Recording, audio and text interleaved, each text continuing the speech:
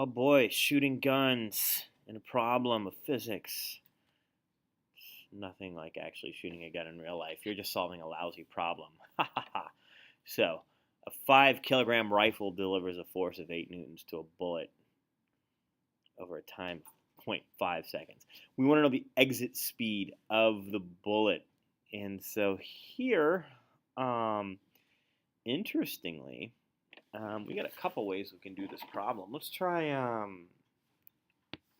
so we've got time and force. So why don't we try it that way? Force times time equals mv final minus mv initial. So we've got 8 newtons acting over half a second, and that makes this 0.01 kilogram bullet exit with a final speed from its initial speed of 0.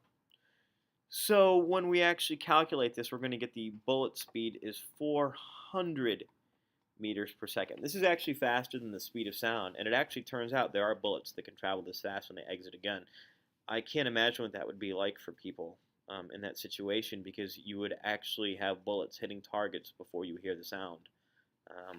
Rather frightening. So what is the impulse delivered to the rifle by the bullet? Well,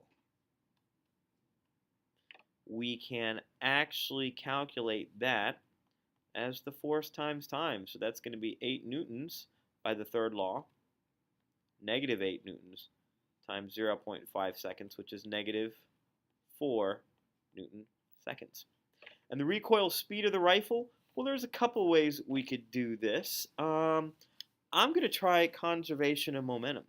So I'll say m1v1 plus m2v2 initial equals m1v1 final plus m2v2 final.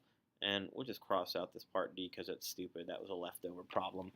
Sorry. So now we'll put in our numbers. We got the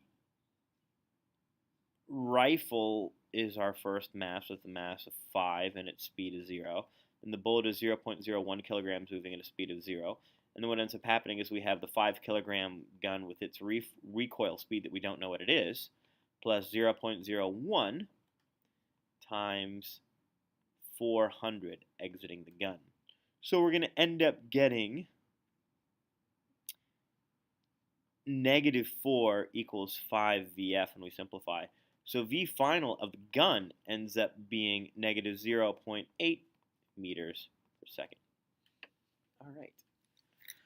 So that is one way to do it. I want to challenge you to see if you can actually get this using the impulse momentum theorem. Can you actually do the math using this formula from part A?